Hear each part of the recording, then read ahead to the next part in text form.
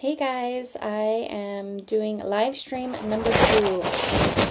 I do want to thank everyone who had listened in before, and thank you guys for sharing what I had to say with your networks and your friends and family. Now, in my sharing of the last live stream, I realized that there's a lot of people who are new to this story and may not know who my father was, why he was in Oregon, why he was petitioning and occupying a building there to petition the government for redress of grievances. And so with that being said, I'm going to take just a couple seconds to get those who are new to the story up to speed so that they can understand why I am doing these live streams, even though I prefer to be more of a private person. My dad, Lavoy, Finicum, and some other cowboys were there in Oregon, Harney County, petitioning the government for redress of grievance, which is our First Amendment right as Americans to do when there is something that needs attention. And their intent for the petition of redress of grievance, one of the intents was to bring to light the quiet federal overreach, that the federal government overreach that had been taking place for years in Harney County, Oregon.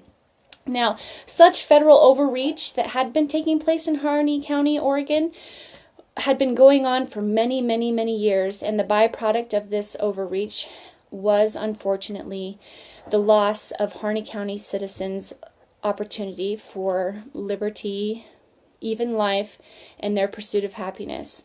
People were losing their heritage, their careers, at the hand of federal overreach. And this was done systematically through trickery, years of intimidation, and most of the Harney County citizens who were victims of this lost everything they had, and most cases were welfare bound. And the occupation was very successful in that it brought to light this federal overreach and the butterfly effect of this overreach to national news, and elected officials were forced to address the redress of grievances. And unfortunately, the occupiers were not exempt from smear campaigns from those on the contending side of this fight for liberty and freedom. And those who were listening to certain media outlets who had not done their own due diligence to understand what was really going on were deceived. On January 26, 2016, the Cowboys were headed to the neighboring county, where a congregation of citizens were waiting to hear the Cowboys teach principles of the Constitution. And it is that day, on a lonely stretch of highway, where an ambush took place. This ambush was premeditated, and their intent was to kill. In the FBI report, shortly after my father's murder, the FBI agent says that this was a routine traffic stop. That's the language that was used. And we, the Finicum family, assert that this was not a routine traffic stop. It was a dead man's roadblock, which by law may only be used in special circumstances. Policy reads, I'll read it.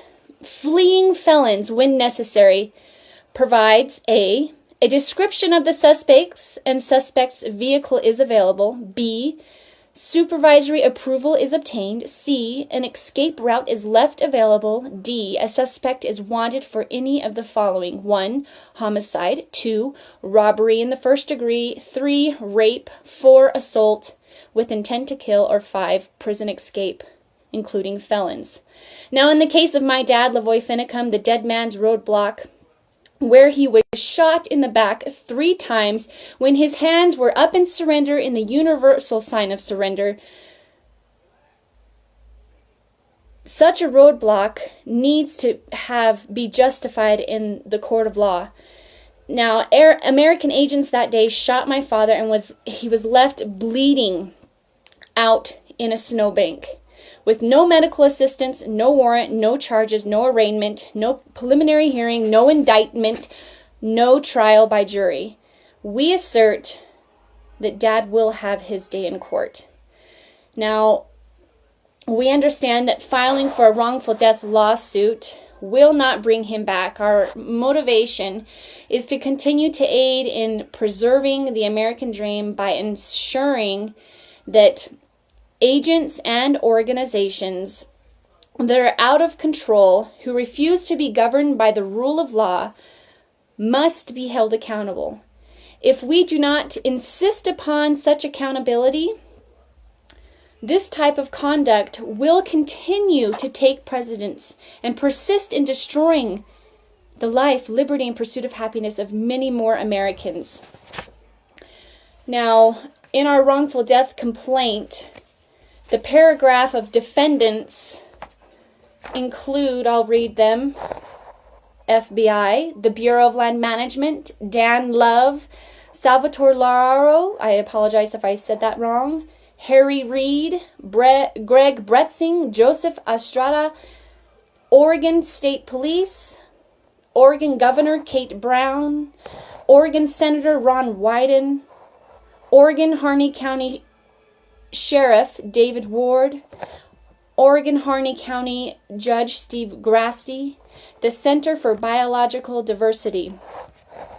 Now, in order to continue in being successful and pressing forward in this litigation process that we have just begun, we need your help to continue this legal battle. We have launched a few fundraising campaigns, and our most recent one was this, my dad's handwriting, a quote that he wrote. He would tape quotes to the wall, and this is his very handwriting, and we wanted to share a little intimate piece of who he was and invite you to get one. You can use it as a bookmark or a conversation piece where you can help teach somebody about this story, and on the back it tells a little bit more about what this is. And so this is a limited edition item, and you can find this on our family website, One Cowboy Stand for Freedom. And so once these are gone, they will not be available anymore. And we had just recently launched this customized pocket constitution. Dad is on the cover. The name of his novel is right here, Only by Blood and Suffering, Regaining of Lost Freedom. He wrote this novel long before he found himself in Oregon, and you can get that novel on our family website too if you'd like to read it. But this pocket constitution is customized with my dad on the cover, him on the back, and on the inside you will also see a little synopsis story about him, and on the back cover as well. So this limited edition item, this memorabilia of my father, will only be available for so long. And you can also find this on our family website, One Cowboy Stand for Freedom. And in purchasing these memorabilia items that are great conversation pieces to help people understand what has been going on and what is going on within our country in regard to freedom and liberty, you will be helping fund our legal battle.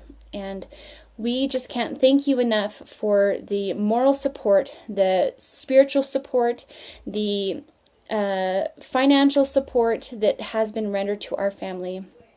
We feel the faith and the positive energies heading our way, and we just want to express great gratitude for that. And I thank you for listening to this. I don't want to have it be too long, but please share with your networks, invite them to listen, invite them to get this memorabilia before it's too late. And I bless you all for your personal stand in your respective spheres, for your effort to become educated, for your effort to